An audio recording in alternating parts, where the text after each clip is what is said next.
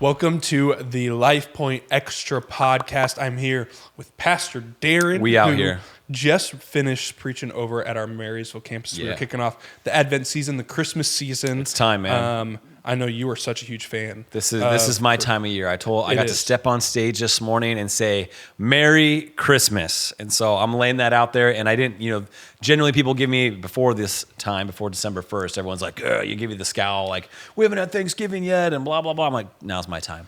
Yeah. This is your time. So to start it off, I want to go to one of my personal favorite Christmas movies. Okay, hit me with it. Elf, one of my favorite Christmas movies. It's like bottom of my list, bro. What? I'm sorry. Well, I was going to ask you what characteristics you share with Buddy the Elf, a.k.a. Will Ferrell, because believe it or not, to me, you two are the same. Okay, well, maybe that's, I don't know. So here's the true story. You guys ready for confession time? Truth? I love confession I time. have personally never seen that movie all the way through in one sitting. I've probably seen it in different chunks. Okay. But I've never sat through and watched the whole movie. I'm just not a Will Ferrell fan, so I'm sorry for those of you that are this is my Christmas. I just can't handle it. It hurts me too bad. My favorite Christmas movie, though, I will let you know, is The Santa Claus with Tim Allen. Okay. So that's number one. Yeah. Love me that. Love me some Home Alone. Love me some Jingle All the Way. Okay. Some Arnold Schwarzenegger. Good option. It's one of those ones that you can watch you watch once a holiday season, you get your Turbo Man, let's go, kind of moments, and you're good to go from there. I was going to say Santa Claus was definitely playing in my house yesterday as my wife was setting up our house with the Christmas tree and Boom, I'm ready. Everything going on. Love it. Let's dive in. So today you kicked off our Advent season and you talked a lot about peace. Again, there's sort of 4 themes going through Advent, and you were talking about peace, and you even elaborated further about the Hebrew word for peace is shalom. Yep, shalom. And how there's a lot more to this word than just the absence of war, the absence of conflict. Yep. That is actually even talking about completeness or wholeness. Yep. And so I want to ask, how do you think we can experience the deeper sense of peace in maybe our daily lives, and especially when we're faced with personal struggles or external chaos, especially around the holiday season? Yeah, I think, just like with the most definition English words, we struggle to really make things come together, right? Fit wholly. That word shalom, there's so much more depth to it than just peace, just at the absence of war, like you said. For me, kind of my first thought was that we need to surrender to the Prince of Peace, right? We get the prophet. I went through the prophecy from Isaiah that highlights Jesus is coming, and he says that he'd be wonderful counselor, mighty God, Prince of Peace, right? He would be the chief of peace. And so for me in my life, when I've, not felt that peace, and when I've had to give over the reins and really just live that surrendered life, right? I'm going to let go and let God. And I think that that's one of the hardest things to do. It sounds easy on paper, right? I'm going to let go and trust God. It's not the Carrie Underwood, Jesus take the wheel kind of thing. Don't do that if you're driving right now listening to this podcast. Yeah. Keep your hands on the wheel. That's not what I'm saying. 10 and 2. Actually, I think that's not right anymore. They switched to 9 moved and 3. Down. I know. Yeah, absolutely. But that's the first key is surrender. Just surrender, which is not normal in human nature, right? We want to be in control. We want to make things happen. We want to, find our own peace. And that's kind of what I talked about this morning. If I'm wrapping, it's when we try to find peace in everything else around us in this world, and our hobbies and relationships, all these things, they end up leaving us broken. But only God can put those things back together. Yeah, that's so true. And I mean, I think that's such a hard one too, when you're talking specifically about peace, right? Because I know for myself, I typically correlate peace with, and the opposite of that being stress or anxiety or chaos, right? We know what unpeaceful stuff is, right? Yeah. And even Jesus in his Sermon on the Mount, he says, hey, don't be anxious about anything. Yeah, and you're like, okay, yeah, Jesus, thanks. Yeah, it's so absolutely. I can totally do that. Why didn't I think about that in the first place, right? Yeah. But it is an act of surrender, of trying to give these things over to God. But it's hard. It's a challenge. And through that, and I know you shared a personal story about how you just surrendered over your worry and your anxiety and your stress and even some of your sorrow when you were talking about the loss of your dad. Yeah. 13-year-old Darren, oldest of 3 boys, having to pick up the pieces of his life after my dad suddenly passed away.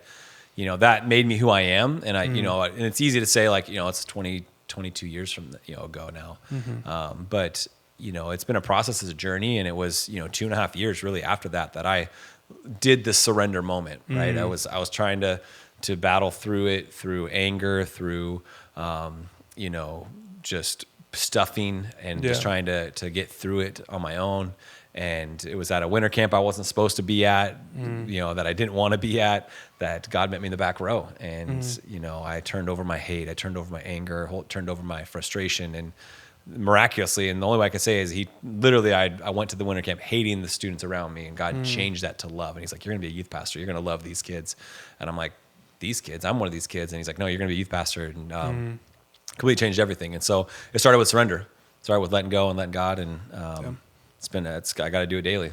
Even as I, share in this season, like it was December 8th that he passed away. So that for a long time I didn't like Christmas. But the Lord redeemed it, and thankfully through my kids, it's a special time for me now. That's so good. Yeah. Yeah. Well, and I think for a lot of us, and I know for myself as well, when we're going through those hard seasons, I know for myself, I've just been trained, and I've just I just got to shoulder it. I just got to pick it up. Yep. It's on me to get through this. Yep. Right. To get through the hard stuff. Right. If you're growing up playing sports or whatever, it's Yep. if you want to get through, it's on you. Pull yourself you up by your do it. bootstraps. Yeah. Absolutely. Yep. But that idea is so contrary to what Scripture teaches, where Jesus literally says, hey, take my yoke upon you because my burden is light. Yeah. And it's the exact opposite of hey, you don't have to carry this anymore. I've done the heavy lifting. Jesus has done the heavy lifting. I don't have to carry it anymore. Yeah, he's going to carry it with us. Yeah. Right? And that's the idea of yoking, is that it's that bar of wood that would hold 2 cows, oxen together to pull things. And Jesus wants to walk with you through the pain, with you through the hardship. And in that, he wants to be the key piece to making you whole. Yeah. Right. He's the only one that can do it. He's the only one that can make us whole. And in death and in heaven, we will be whole again. Right. All of creation is longing and screaming and shouting for God to put things back together. And that's what Jesus does in his life, death, and resurrection. But also will do fully when we're with him in heaven. So it's a journey with him. Yeah. And that's where it just that peace comes alongside, where it's no matter what is going on, no matter who may be standing alongside you in the pain or may not be standing alongside you, it's Jesus is with you in it. No matter what, you could be all alone, but as David writes in the Psalms, it's God is with you through those difficult seasons. And you sort of ended and kind of gave this charge and this call for unity in this season, both of unity between yourself and God, but unity amongst one another as well, and sort of seeking reconciliation during the holiday season. You're talking about family issues, and there's a lot of strife and chaos and frustration. I mean, especially coming off an election season, it's I know, tensions can be really, really high amongst family right now. But what do you think are maybe some practical steps that someone could take to really seek reconciliation in their relationships and in their family this holiday season? Yeah, and it goes back to just that surrender to Jesus as the ruler of your life. Because if you in alignment with Jesus, you're walking with Jesus, you begin to talk like Jesus, act like Jesus, and he was always with people that he disagreed with. Yeah, both the quote unquote righteous, right? The Pharisees, Sadducees, teachers of the religious law, but also the quote unquote unrighteous. Yeah. So Jesus was always with different people and inserting him into situations, not with judgment, not with, preconceived things. It was with love, right? It was with, a desire to get to know them and them to get to know him. And so the same thing goes for us. What if the challenge this year was to, pull up to the table somebody who thinks differently than us, right? To spend some time and looking for ways to honor people that might act different or think different. And so I think the process and the journey is the surrendering to Jesus, and then beginning to walk out the life that he walked out, right? And practically that looks like just getting in your car in the morning on your way to work and just saying, Lord, would you give me an opportunity to intersect the lives of people with your hope and your story? Yeah. Right. Bring somebody along my path that I can share your truth with and share your love with. And we can be peoples of peace. Yeah. Because we have Jesus with us, right? Yeah. We're walking that yoked life with him. We get to bring Jesus into every situation. Yeah. That's so good. I think a part of that as well is being willing to strip away some of our own pride. Oh, I got too much of that. Oh, don't we all? But it's when that starts to strip away, it's easy to want to invite people and talk to people and put as you put your own pride and ego aside it's easy to reach across the aisle. And that's exactly what Jesus did. You talk about both sides. Oh, yeah. And he just sat perfectly in the middle of that tension and just said, I'm going to be an olive branch to both. Yeah. Right? I'm going to be for both the Jew and the Gentile. And it starts by, just shouldering up with him. Yeah. That's where it's at. Yeah, absolutely. Well, thank you so much Yep. for joining us on this episode of Extra here at Life Point Church. Glad to be here. You got any final remarks for the people?